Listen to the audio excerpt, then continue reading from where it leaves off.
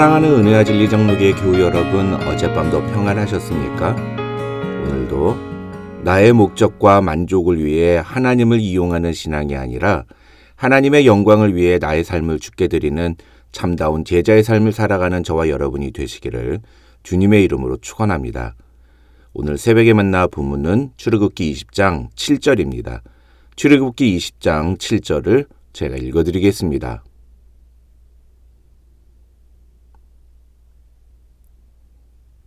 너는 네 하나님 여호와의 이름을 망령되게 부르지 말라. 여호와는 그의 이름을 망령되게 부르는 자를 죄 없다 하지 아니하리라.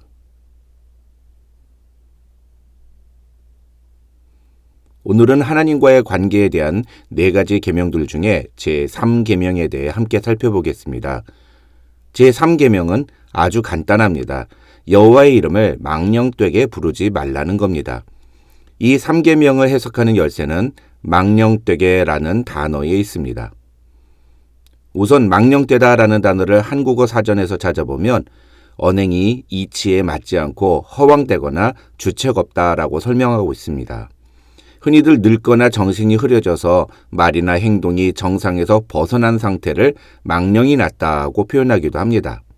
그런데 히브리어에서는 망령되게라고 번역된 라사어라는 단어가 2가지 뜻이 있습니다. 하나는 거짓되다라는 뜻이고 다른 하나는 헛되다라는 뜻입니다.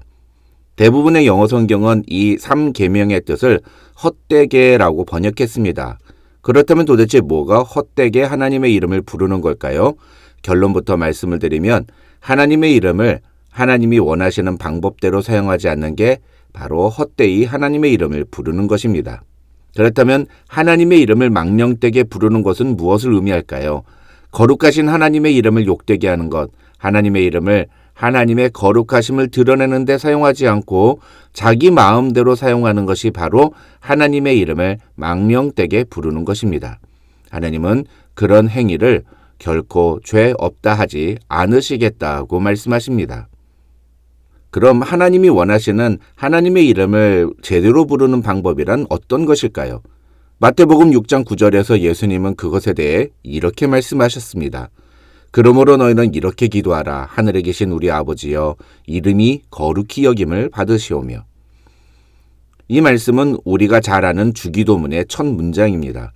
예수님은 그의 제자들이 기도해야 할 내용이 무엇인가를 가르쳐 주시면서 그 처음으로 하나님의 이름이 거룩히 여김을 받도록 기도하라고 말씀하셨습니다. 하나님의 이름을 바로 사용하는 것은 하나님의 이름이 거룩히 여김을 받으시게 하는 것이라는 뜻입니다. 우리가 잘 아는 것처럼 유대인들은 하나님의 이름을 함부로 부르지 않았습니다. 그 이름이 너무나 거룩하기 때문입니다. 그래서 성경을 쓰는 서기관들의 경우에는 성경을 쓰다가 하나님의 이름인 여호와, 히브리어로 야훼라는 단어가 나올 때마다 야훼라고 그 이름을 부르지도 않고 주님이라는 뜻의 아도나이라고 읽었습니다. 그것도 웬만하면 읽지도 않았습니다. 야훼라는 이름을 쓰기 위해서는 가서 몸도 씻고 손도 씻고 잉크도 새 것으로 갈고 정성스럽게 한자 한자를 써내려갔습니다. 그런 행위를 통해서 하나님의 이름의 거룩함을 지키려고 노력했습니다. 그러나 예수께서 말씀하신 이름이 거룩히 여김을 받으시오며 라는 뜻은 그런 식으로 행동하라는 뜻이 아닙니다. 존 칼빈은 기독교 강요에서 하나님의 이름을 거룩하게 하는 것이 무엇인지에 대해 이렇게 말했습니다. 그것은 첫째, 우리의 정신이 하나님에 대해 붓는 모든 것 또는 우리의 혀가 그에 대해 말하는 모든 것이 그의 탁월함과 그의 이름의 거룩함에 적합해야 한다.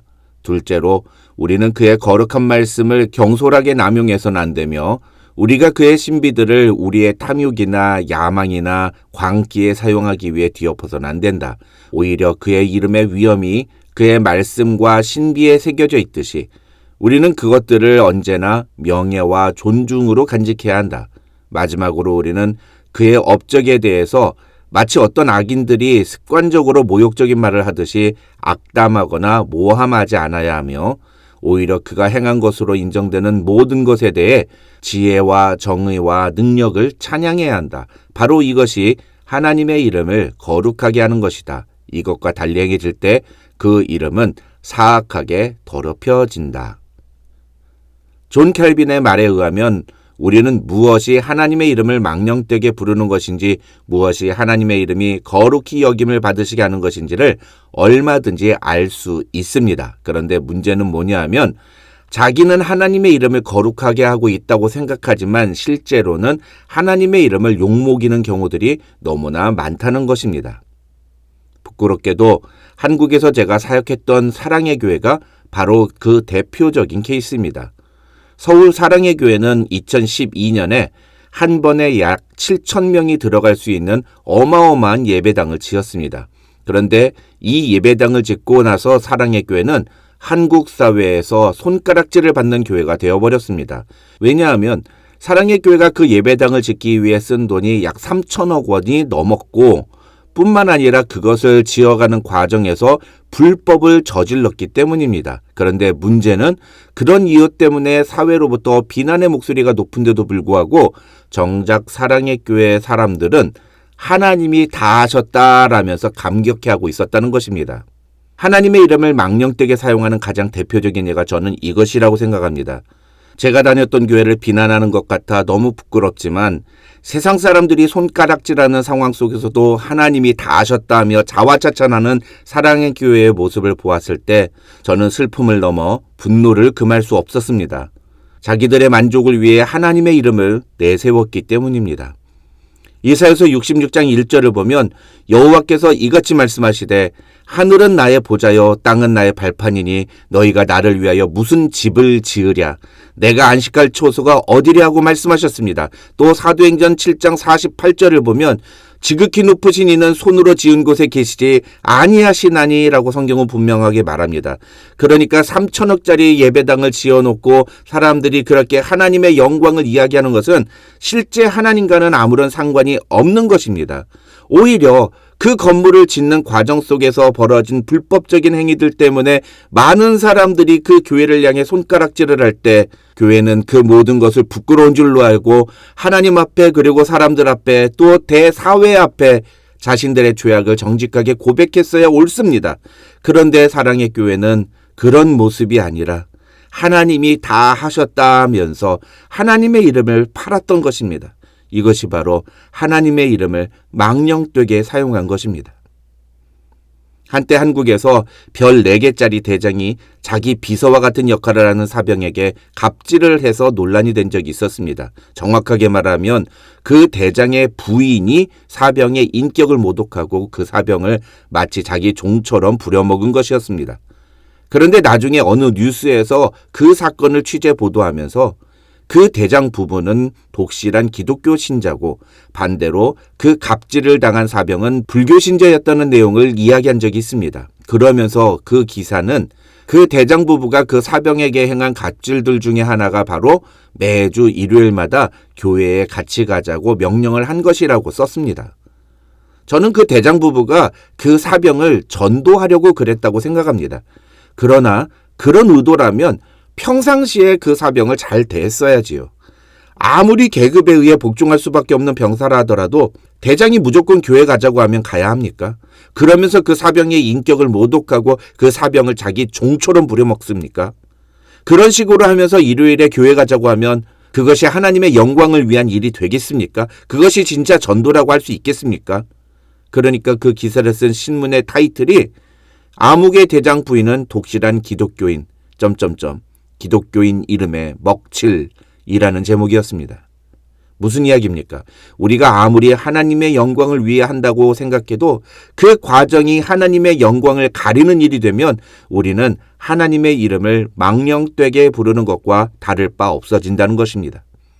날로는 하나님의 영광을 위해서 복음을 위해서 산다고 하는 사람이 실제 행동은 전혀 하나님의 영광을 위해 살지 않는 모습이 바로 하나님의 이름을 망령되게 부르는 것입니다. 말끝마다 하나님의 이름을 들먹거리면서 실제로는 그 속내에 인간적이고 세속적인 탐욕이 가득 차 있다면 그것은 하나님의 이름을 함부로 오남용하는 하나님의 이름을 망령되게 부르는 것입니다. 하나님은 그런 자를 죄 없다 하지 않겠다고 말씀하시는 것입니다.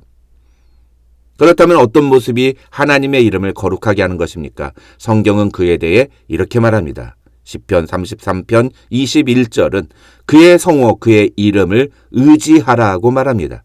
시편 103편 1절은 그의 거룩한 이름을 송축하라고 말씀합니다. 시편 105편 3절은 그의 거룩한 이름을 자랑하라고 말씀합니다. 시편 106편 47절은 주의 거룩하신 이름을 감사하라고 말씀합니다. 요한복음 1장 12절은 그 이름을 믿으라고 말합니다. 요한복음 14장 13절과 14절은 주님의 이름으로 구하라고 말씀합니다. 사도행전 2장 21절은 누구든지 주의 이름을 부르는 자는 구원을 받으리라고 말씀합니다. 이런 태도가 주님의 이름이 거룩히 여김을 받으시게 하는 것이라고 성경은 말합니다.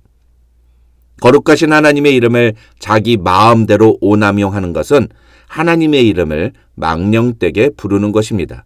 우리는 우리의 삶을 통해서 하나님의 이름이 거룩하게 여김을 받으시도록 해야 합니다. 그러기 위해 우리는 날마다 주님의 이름을 의지하고 송축하고 자랑하고 감사하고 믿고 구하고 부르는 하나님의 자녀들이 되어야 합니다. 오늘 하루 우리를 위해 이 땅에 오신 예수 그리스도, 우리를 우리의 죄에서 구원하기 위해 십자가 지신 예수 그리스도의 이름을 묵상하면서 그 이름의 영광을 돌리는 삶을 살기로 결단하는 저와 여러분이 되시기를 주님의 이름으로 축원합니다.